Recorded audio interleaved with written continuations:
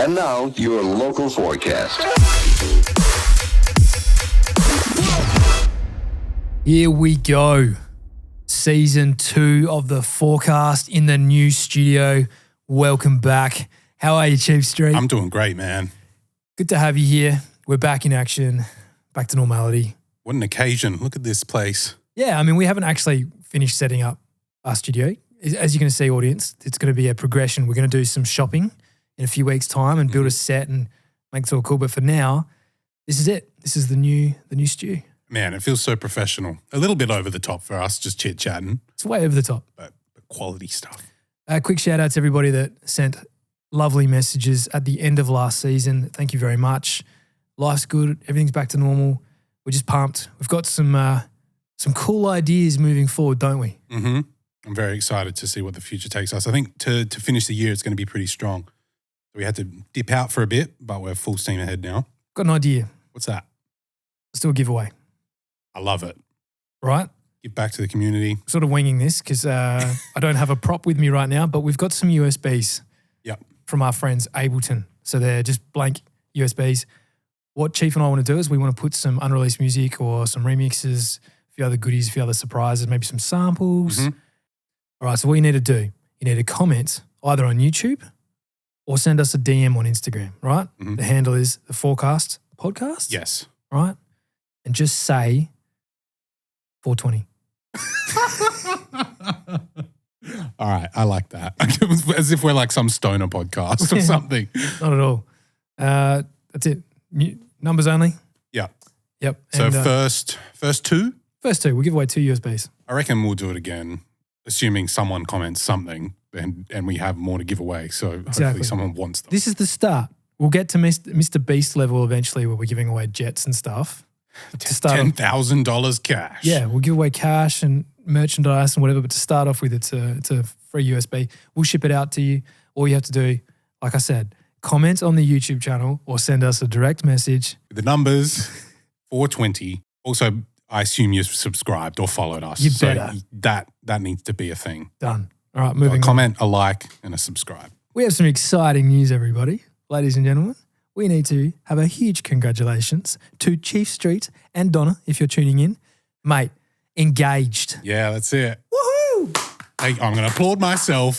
No, Mate, it's been great. Unreal. Yeah, How exciting. I'm so stoked, man. Congratulations. So that was all happening in the midst of the break and that, so I haven't really had a chance to talk about it here. But yeah, I'm over the moon, man. We've been so happy the past few weeks and going to see our family next week. Yep. So it's all happening. Fantastic, mate. How do you feel? Does it feel different? Yes and no. Like it definitely was a bit of a not a shock, but I was like, okay, this is happening. I'm doing this. But not a lot's changed. We were really transparent throughout the whole thing. So it wasn't like this massive surprise. We had known like this is what we want to do and we went ring shopping together. So she knew like this is going to happen. It was just more of a matter of when. How good. And trying to do it as a bit of a surprise, which I kind of managed to do. Yep. It was a pretty funny story. So like I was trying to figure out, I wanted to do it at home. I'm not a big public person. I'm not someone, if I said like, let's go to the beach, she'd be like, why are we going to the beach? You know, like it's stuff like that would stand out because it's just different and something I would never do, even though it'd be really nice. Yeah. So I was like, okay, I want to do it at home, but how do I get her like out of the house? So anyway, the week came along and I decided, all right, this Friday, weather's beautiful this weekend. We've got nothing to do. I reckon this is the time. And so I was trying to think, how can I get her out of the house on Friday? I worked at home. She went to work in the city. Man, I couldn't get her to stay out. I just could not. I wanted to do it at night. Yeah. So I wanted to go out, have dinner, come back, house is all set up. And anyway, I could not get her out of the house. I was like, let's get a massage. And she's like, yeah, that sounds good. And then I was like, oh, the sessions are a bit late. What about you just go get a massage? And she was like, what? She's like, well, why? What? This is weird.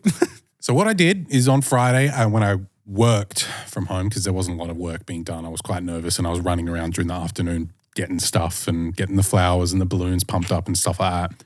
Basically, I got everything ready, had it all planned out, you know me, and I started hiding things throughout the house where I would need them to be able to pull them out quickly. Nice. So the plan was, I'd say I booked dinner, said we're going out, and then when we got in the car, we came out of the house, I shut the garage door and I said, I forgot my phone. Oh, yeah, because you'd forget your phone. I've never forgotten my phone in my life. Dude, I never would. It's right. That is so not believable. I know. Anyway, it's all I could think of. And I left her in the car. I went back in the house. She knew straight away. She knew. As soon as you said, I forgot my phone, she was like, oh, it's going to happen tonight. Locked the door behind me. And then I raced upstairs and started pulling all this stuff down. So I had balloons in the bathroom. I had flowers downstairs hidden. I had more like balloons in a suitcase so I could carry them all at once from upstairs to downstairs. How long do you reckon you left Donna waiting in the car? Too long. It was so obvious. Luckily, like I should have said, I need to use the toilet. That's the one. And taken your phone. Yeah. Because then they would have full expected you to take half an hour. Yeah, they wouldn't have raised that much suspicion. But I think, and then I got back. So I managed to pull it off probably within 5 minutes, but still too long to be like, I'm finding my phone. I came back. It was still pretty unsuspectable because like just the circumstances and the way the house looked at the end of it, I was pretty impressed with myself. Well done. So Donna didn't say when you got back in the car. She was just like, what happened? She was like, I was about to come in. I was like, oh, I couldn't find it. Where did you find it? Yeah, it was upstairs in the spare room when I got changed. I left it in there. What's your phone doing? Oh, because I was getting changed in that room. Why were you getting changed? Anyway, who cares? Go out to dinner, but you know. Anyway, so we went out for dinner. We came back, and then when she opened the door, everything was set up. The lights were on. She said yes. Yes. Thank God. And that's the story about how I got engaged a few weeks ago. So yeah, well done, mate. Thanks, man. I'm growing up. It's scary. I know. We're getting old. Yeah. And just to the music industry, that doesn't mean we don't want to play shows. No, not at all. But yeah, that's 30 next year as well. So it's all happening. Am I coming in your 30s? Yeah. We're on a boat. Remember? We're going cruising. And you can definitely come along. So yeah, that was a great like week. And then we had an awesome weekend after. I'm pumped. That's so exciting. Yeah, it was beautiful, man. Great stuff. Very, very pleased. So what's on the episode today? I'm going to tell you a bit more about what I got up to when you were away. We haven't really caught up. Nah, not at all. And then we're going to talk about the Sphere, the Las Vegas Sphere. That thing is my dream gig right now. Oh, it looks unreal. I thought it was like a novelty, and then I realized what they're actually doing inside of it. Yeah, I thought it was just external. I didn't realize it was internal. So we'll get to that. We're going to touch on Katy Perry selling her whole catalogue of music. Cha-ching. Yeah, I think that's just interesting. I just want to talk about the value of the music if it was appropriate. $50. Nah, a lot more than that. And then after that, I've got another food thing for you to try. Damn, it's all happening. So action-packed. All right, so tell me in the time that I haven't seen you, what's been going on? Bro, it's hard to compare. Obviously, you were going through it far worse ways. But at the same time, in my creative funnel of life, I was struggling, man. Not being able to come here every week was hurting me. But you had the keys. I know, but I had no bookings. I had really? I had a couple, but very spotty. I didn't have the podcast to come in and keep me engaged, so I was spending some time at home. You were MIA, completely understandable. So like our connection. It's weird when you can't chat to your mate. Yeah, our connection had dropped off. Yeah. Like all of this is obviously very much acceptable and understandable. But yeah, so that had dropped off. We weren't posting new episodes. I had like cleared out the bank of all these clips that we had from old episodes and that, like at least to the quality we want them. So like I was running out of just drive. I haven't had any drive or motivation to really release stuff as chief at the moment. I just haven't had the energy to care about social media, which I'm sure you understand. So everything was just kind of coming down. But just when I thought everything was over, the past 3 weeks has been just awesome. Yeah. My bookings have just been on fire recently. I'm sure you know every other week I'm like, okay, I needed this. So that's been awesome. I've been like busy and tired because of it. You're about to get a lot busier too because I'm palming you heaps of clients. That's fine. I'm really happy with the balance I've got at the moment. So yeah, I'll finish up today and go away for a couple of weeks and then I'll come back and I reckon I've already got 2 sessions when I'm back. So I'm really, really happy with how things have gone. But there was just that. I think all artists could totally relate to those dips that you get throughout. And it's just funny how when you think things are all over and like, I was like, you know what? There's just not going to be much of a future here. I was even like not enjoying some of the work. Not the, you know what I mean? I totally get what you're saying. Just sometimes it's hard being creative. Like it's easier for me to just go to work sometimes, like and just have like some responsibility. But I'm not like battling myself for. Am I earning money today? What am I fulfilling myself? Am I creating something? Like if you're not doing anything, I'm someone who needs to have some output to totally. to feel good about myself. Yeah.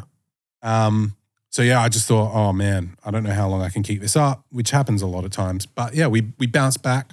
Had a lot of bookings, like I said. So that's been really good to keep me busy. Weather's been amazing. The weather's picked up, and I spent a good couple days rebooting my Ableton up to 11, which has been awesome. It was I haven't actually done really that, fun. obviously, because I haven't been here. Well, Tell me, what's 11 like? Good news for you is that I'll just give you everything I've done, which means... Did you have to configure some stuff? No, basically you'll just open Ableton 11 and it'll pretty much take over 10 and put all your plugins and stuff. It'll all just run normally. Mm-hmm. But then I'll tell you what Max for Live devices to download, like a couple of time-saving. Do you want to tell the audience? Quality of life stuff. We want to put a link in the description for all our Ableton. I'll have to try and think about. Maybe I'll put them on a USB or something. Done. Whoever wins this competition is going to get some cool stuff. Yeah, there you go. Because I can't remember them off the top of my head. I've only had them for a few days. I actually only did this recently. So I downloaded all them. I went through all my samples, and you know how you get the categories on the side, and I renamed everything, made sure everything's in its right, like you know, racks, like plugins, Max for Live devices, Chief Street Sounds, sample packs, all this stuff. So I'm trying to optimize my workflow at the moment. Nice. Things for you to look forward to, the Max for Live devices I've got. So lots of shortcut quality of life stuff. So there's obviously the comping, which I think is going to be huge for us when we record people. Yeah. Just all we have to do is press record and let them just sing their heart out. And then you just go through and you can just select the portions of their takes. Wow. So I reckon I haven't practiced it with the client yet, but I think what you'll do is you establish the loop that you're trying to get and just tell them, sing this 5 times. And you just solo through, highlight what you want, and it'll automatically go on the final take up the top. Wow. That's very Logic Pro Tools world. So that's going to be awesome. The other tools I've got is shortcuts for doing gain. Like, you know how usually if you have a clip, you have to like double click it, or I think it's shift and control or whatever. And you go to like, they get the warp, the gain, and the transposing and stuff. That's all. I've got a shortcut for that. You just press it like 3, or you map the key. A little pop-up comes up, and then you can just automate all that. Got sidechain stuff, cool racks. It's been awesome. I'm really excited to actually start using it now. And then I put like a cool skin on it. So, and what you can do is you just download the template. And so I'll just give you my template. Oh, nice. If you're not repping the disco template in Ableton. Disco? Have I missed out on something? Because I saw like, is it just like the color schemes? Yeah. Because there's like mid-dark, dark, light, classic. I didn't see no dark is disco. Right. Well, I have a weird thing about the dark mode. I don't really, like I like it, but I don't like white text. We can't be friends. Yeah, I know that's so picky.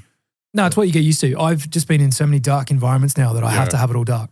So yeah, I'm just excited to like actually use it in a session and start to really, I think it's going to save a lot of time. I think it's going to make our recording sessions way better and way easier. Anyway, stay tuned on that because I'm only just starting to get back into Nick music again.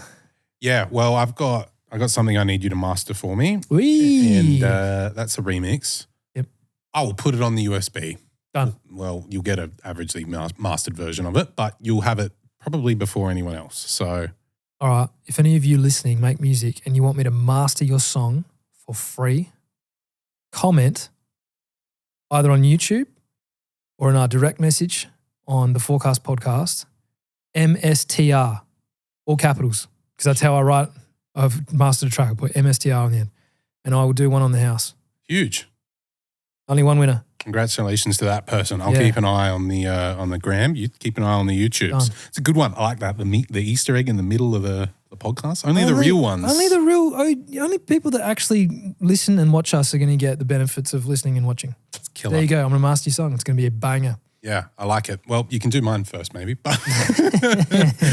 But yeah, I'm pumped to try and release some music soon. We'll see what happens. We'll get there. All right. What about the Sphere going on in Vegas? What's this all about? Well, have you seen it? It's incredible. I saw that you two were the first band to use it or whatever.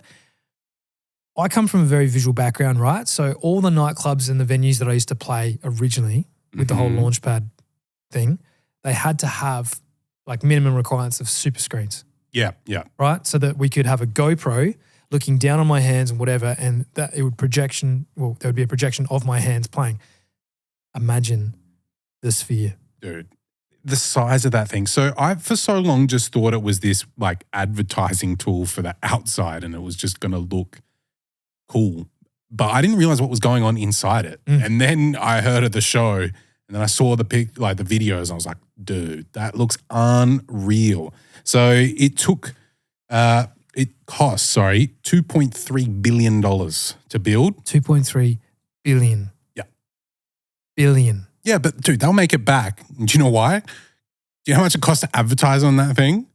2.3 billion. Yeah. Look, it's like a stadium, man. That stuff costs billions now. It's so high-tech, state-of-the-art stuff, you know, like they're not just basic buildings anymore. Billion. Yeah, man. So it's $450K a day to advertise on there. Or if you want the week package, $650, which is obviously what you do. Gee, that's all right. Yeah. We'll go to Well, that's what it's that classic like leveraging you up. $650 That's for a actually week. not that much because it's like $100K for a week on a super yacht. So what's $650,000 to advertise your business on the biggest, most talked about visual thing in the world right now? But what a tool to like make your money back. It's like the whole building is like there's not many.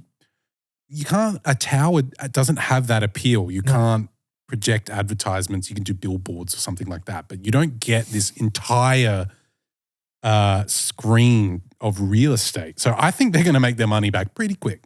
Plus all the gigs, like the shows. I assume it's going to be really expensive to get there, especially for the first few years. Like people are going to be like battling to get in there because every show that's going to be like incredible. Goals. So Chief and I are going to play the Sphere. Oh, I wish. It's got 160,000 speakers.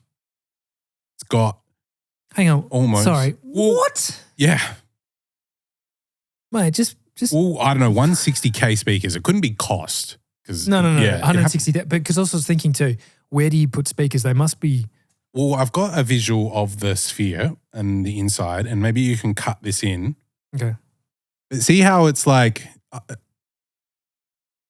see the layout? Yeah. So the one back end is just like points of entry. Anyway. It's like an onion. It has layers. That's a great way to put it. So yeah, almost 300 million pixels in there. And then I think so it's the largest LED screen, 160,000 square feet. When U2 did their show, it was 12K. And then this second show that might have already happened at the moment is going to be 18K. 18K what?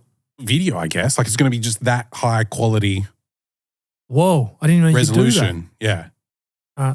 It's going to be like state of the art. The project was filmed on every continent and there is a 0.5 petabyte, so 500,000 gigabytes of data.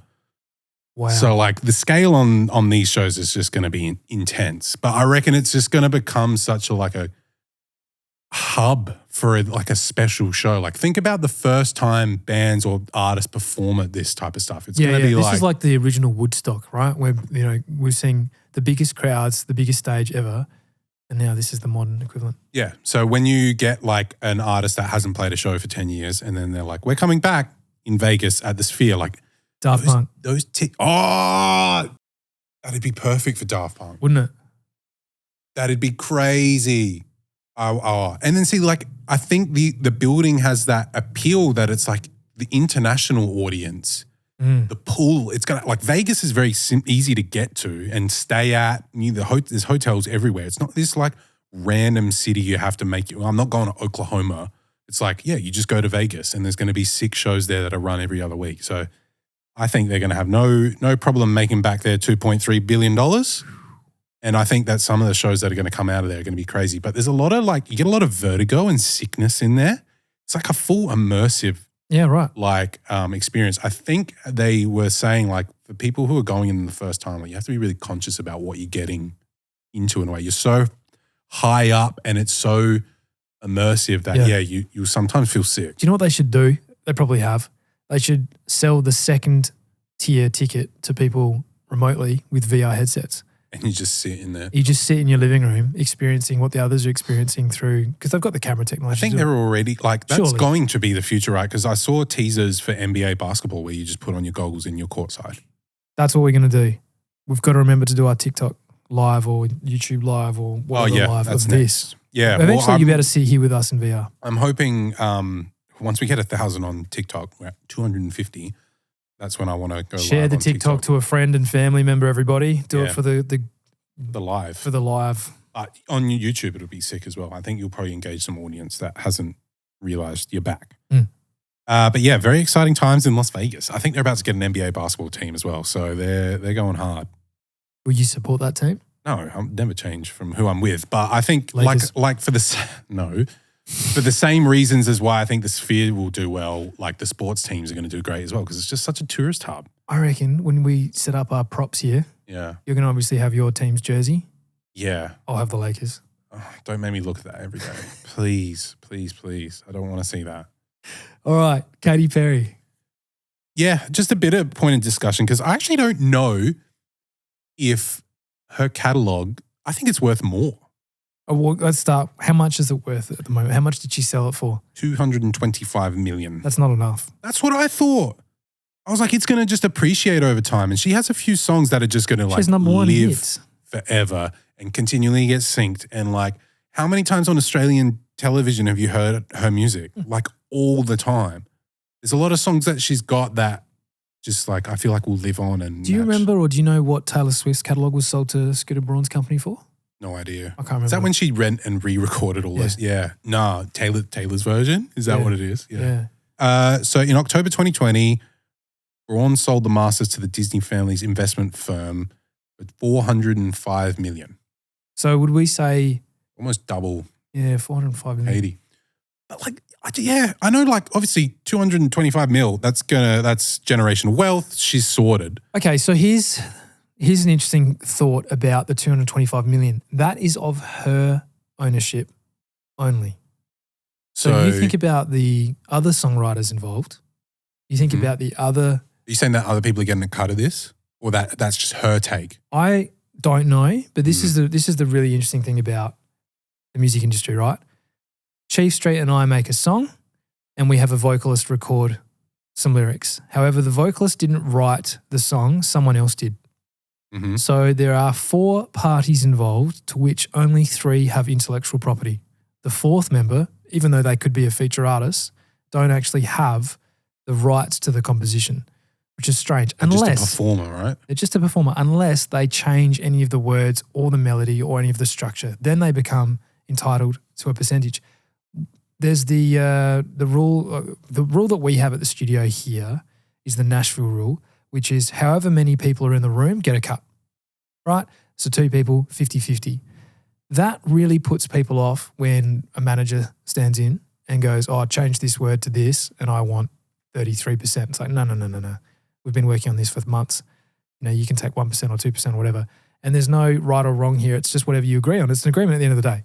So getting back to Katy Perry, if she is just selling her catalogue, and I don't know whether it's the publishing component, like the songwriting component, where I presume it's the master recordings, right? That's her ownership of the recordings. Right. So you think there's percentages that are unsold or? Well, I'm just fascinated to know because, again, like without having done any research on this, I don't know whether I presume she's selling her catalogue. Yeah, it's the whole everything. So I presume that means that it's her intellectual property, the songwriting component, not so much the master recording. The record label would own that. Okay, but she's still out, right? If the record label own it, does that mean she's kind of lost everything or you think she's still got? So the record label would be recouping mechanical royalties, which is the sale of records. Like, you know, every time you listen on Spotify or you download something from iTunes or you buy a CD, if anybody ever does that anymore, that's a sale of the master recording. That's what the record label makes revenue from. Then the publishing intellectual property is then if someone reuses the song. So if someone does a cover of Katy Perry, they have to acknowledge that she wrote it. Mm-hmm. Or if someone prints the sheet music and sells it, that's her intellectual property. But it's not just Katy Perry, it's whoever other people in her team that wrote the song or helped compose the song or the producer, you know, the musicians.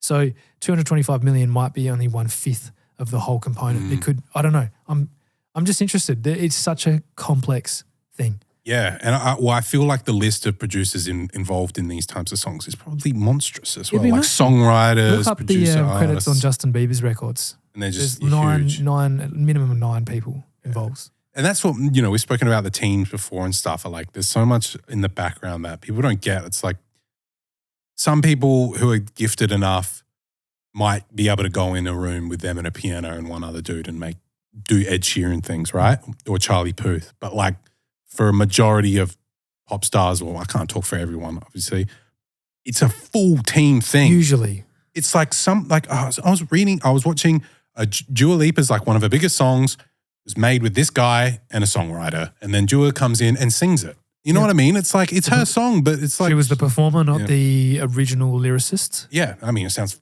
fabulous with her. She's such an incredible singer. And I'm sure she had some creative involvement along the way, but songwriting is a thing. It's a team sport. You just don't often see the team. Yeah, exactly. One person kind of just takes the glory. So if Katy Perry is selling a catalogue, I'm interested as to whether the catalogue's sale includes the other shareholders, for a better word, the other stakeholders. I wonder if that 225 million is a percentage only of hers or whether that's being split amongst all the people. I just don't know. It sounds like a number that would be just hers. Surely that's not being divided more times. You just wouldn't sell it. And also, for that amount. Is this fake news? Like, is that actually accurate? You know, I'm very interested to know. I saw it plastered around. I have a sense to think that it is legit, but I haven't followed it up. We'll find out Too much. Stay tuned. A closer look. But yeah. There you go. 225 mil. I mean, I'd take it. If someone wants to buy some Chief songs for like a couple mil, that's cool. Dude, this is the hardest thing ever for artists because, you know, how do you value a song unless it's done really, really well?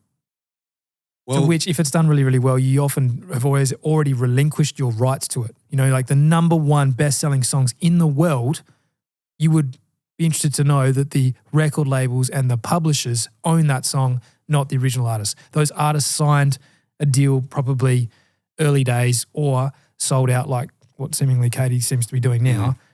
So the only ones making a profit from that are the companies. So if you had like a real indie track that just kind of boomed and you owned it, then you think the artist is winning that way? Otherwise, do you think that the publishers and record labels that have bought them are kind of pushing them even more? They have to. Yeah. It's a business. Yeah, but for them, because they know they're getting the return on it, right? They put some extra juice behind it. Man, it's just stock market. It's the music industry stock market. But you know, we've mentioned this in the first season of the podcast that Spotify major shares are held by the three major record labels. So of course, Ariana Grande, Taylor Swift, Ed Sheeran, Dua Lipa, you know, Sam Smith. They are always going to be the number one top ranked artists on that platform because the record labels that they are signed to also own the majority shares of that platform. That actually really ties into this quote that I wanted to discuss at some point. And it's from a podcast I listened to called Not Investment Advice, which is awesome. Very funny guys on that discuss some cool tech news and stock and all that stuff. But it's more of like entertainment as well. The quote is from a guy called Jack Butcher, who's like a real big digital artist and creative guy. He actually owns a couple of the biggest NFTs at the moment, which are obviously tanking. So the fact that he's doing really good, like he's actually doing something that has some meaning behind it. Anyway, he said, the people that benefit the most from royalties need it the least. Interesting. Do you think that's accurate? Yeah. Right? Because like I don't get any royalties, barely. But like Drake probably has gotten paid out for his album that he just dropped like thousands and thousands already. But you think Drake needs more? When artists make lots of money from royalties, it's usually done through an advance on income.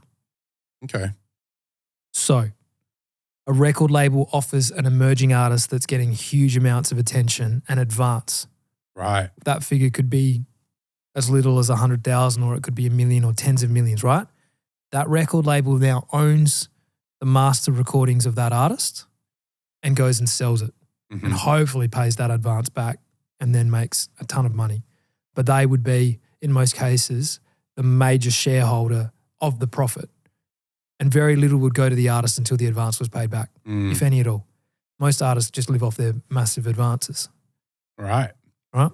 Man, this all gets so confusing so quickly. Not many artists that aren't established would be living off royalty paychecks. Yeah. It's the ones that have almost got to the ends of their careers that are still living off the royalty paychecks because they've paid back the advances. And those advances aren't always just paid back through royalties. For instance, in my experience, I was paying back my advances in a thing called ancillary income.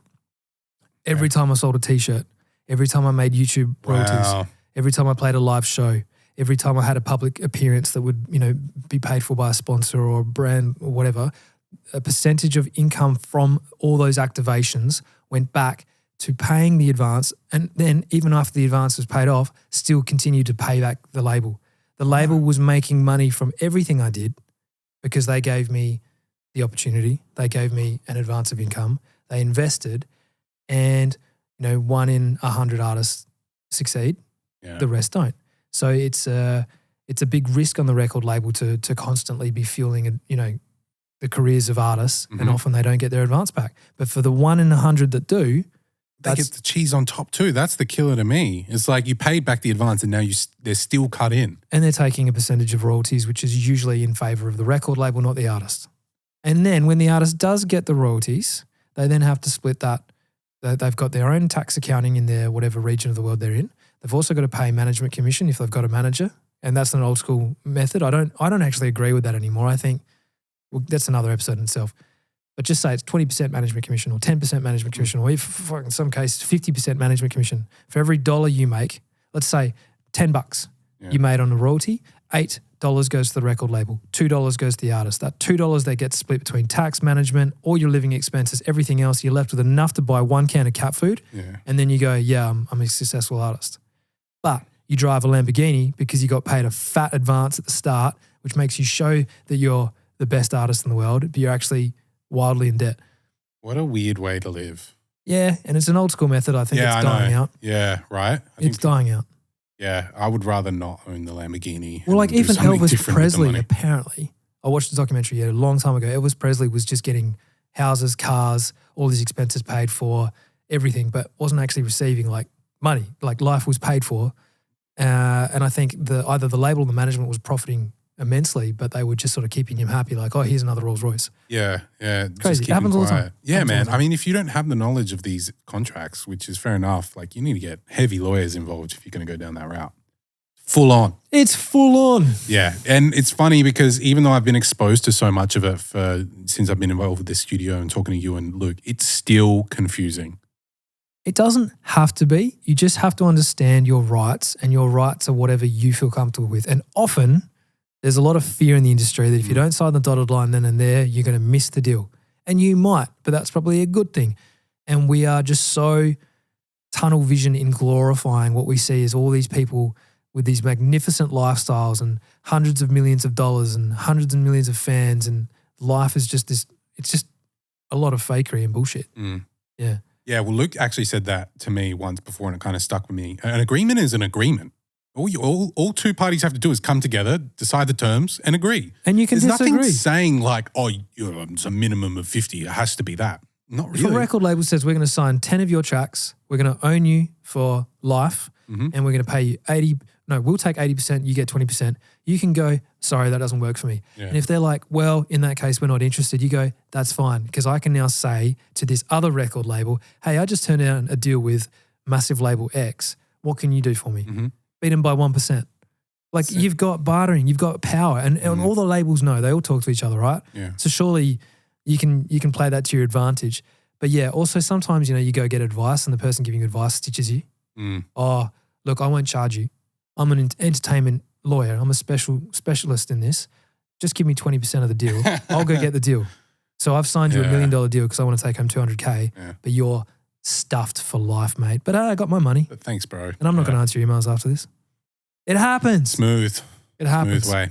I got a question. Are you hungry or are you thirsty? I'm thirsty, man. You're thirsty, mate. Okay. Let's have a drink. Woohoo! Here we go. Here we go.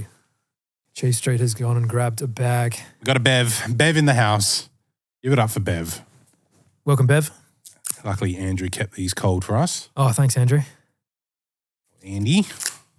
How cool does it look? It looks it's like a little potion, right? That, or because I am refusing to wear glasses, it looks a little bit like an onion. Yeah, I can see that, like a sprouting onion. But yeah, like a potion too. We haven't put the protectant on the couch yet. I'll take it away from ASMR range. Got the biggest thing. It's like 4 liters of spray-on protectant. That Let's have a drink, and then I'll tell you what's in it. Or, yeah, what type of drink it is. To your engagement. Cheers. Cheers. Cheers. Thank you.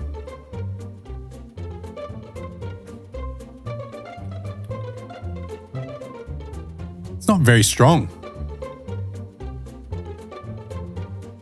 What do you reckon it is? Okay. Turnip juice. No turnips. It does come from the ground. It comes from the ground? Well, the flavoring. So it's a coffee drink. I think you can taste that, right? Pretty weak. But I thought it would have a bit more outstanding flavor because it's black garlic powder infused. Interesting. But I don't taste Is that why any... it looks like a garlic? Yeah, I guess that's the look, right? Look, So it's not an onion. This is going to It's a give you the garlic. worst breath. Like old coffee and garlic. Yeah. I actually don't taste the garlic enough, which is kind of disappointing. Not as dramatic as the cheese. Do you remember those? We would have had them in school. Little yo-yo choc yogurts. Yeah. Oh, Yogos. Yeah. Yogos, not Yeah. yo-yos. Yogos. Yogos. Yeah. This is like a diluted yogo. I was hoping to get a bit more shocking flavors. I think next time I go to the shop, I'm gonna have to You have get to test it. get some stuff a bit more I rate it. obscure. Yeah, it's not bad. I think we'll Ice? finish that. And what alcohol would you add to that? Like Kahlua, right? I'm not a big drinker. Yeah, neither. But I think that'd be nice. Or like an Irish whiskey kind of thing. I rate it. All right. Well, next time, Garlic infused chocolate coffee milk. delicious. Not as shocking as the cheese, sadly. I was hoping for a bit more like, yeah. No chunder in that one. It was funny looking back at the clip from the. Is that cheese? Yeah. Wait a second. Is that cheese? I was like, We had a few comments on that. yeah. I mean, people love the food stuff. It's so easy to watch. I need to get game on. I need to find some like really crazy foods to bring on Yeah, the it's forecast. your turn. DM me on my Instagram, not the forecast one, because Alex will say it. DM me what we should organise to scare Chief Street. I don't want any yucky stuff. So I'm being nice to you. You got to be nice to me. Okay. I rate it. Let's get more. Put it in the Yeah. fridge. Garlic coffee. Yeah. I like some garlic coffee, please. Cold. We have your refreshment. Room temperature. Ew. Yeah, With no. ice. Bow, bow. Is that a wrap? Yeah, that's a wrap. Damn. All right. Season 2. Wow. Episode 1 in the books. Moving on. We'll be episode 21. Episode 21. Wow. Almost half a year of podcasting. Can't believe it. That's because we shouted out my niece, I think, at one stage, and like, she's 7 months now. Like, where the hell was that time gone? I don't Yeah. understand. That's right. So we're half a year in Spooky. because we had to Yeah, time I guess off that makes sense. 20, 21. Yeah. That's half a year almost. almost. Yeah. I think once we start reaching like past 50, that's when it's going to get juicy. So I predict, and I want to come back to this episode. I predict a year from now. Mm-hmm. I've been saying that for a while, but I reckon a year from now, that's when we're going to really see things start to. Well, it was funny. Even the growth over the 4 weeks that we weren't doing anything, when I go back to the videos on YouTube, I'm like, some of them are picked up. It's like when it like levels up over time. Yep. Yeah, it's all about, you got to let time do its thing. You do. It's a slow game here, but we appreciate everybody that watches week in, week out. Really liked that people were commenting and sending us messages when we weren't posting, which is great. And we are back in action now. So next week, very exciting episode. Yeah, finally we got some new guests coming in. Yep. So the backstory behind these guests is that it was 2 individual artists that were releasing music individually, like separately, on Global League. And Luke and I at the time were like, guys, you're featuring on each other's music so often and remaining separate. Have you thought of becoming a duo? Mm-hmm. And they actually thought the idea was fantastic and they became a duo, right? And then they've just gone from strength to strength to strength. They've just, been traveling the world. They're back in Adelaide. They've signed massive deals overseas. They're very much based in the UK now. And it's been an absolute pleasure to have them on the episode because we've actually already recorded it. VOE in the house. Stay tuned for that one. And they're taking over. They're so talented. It's going to be a great episode. You and I have both done remixes for them. Yes. What track did you do? I did Witching Hour. I did asking for it. Very early in there. Very early. I was thinking, went back and listened to it. I was like, I don't think this fits in a set for them anymore, sadly. They've gone very much into the drum and bass. Yeah, exactly. Where Global League released probably more of their electronic pop, Yeah. which for us did much better than, because that's a niche, right? Yeah. So But no, they're just going from strength to strength. So that's a really exciting interview. Absolutely hilarious. So stay tuned next Tom week. got me a few times. He was great fun. Stay tuned for that one. We will see you then. All right, catch ya.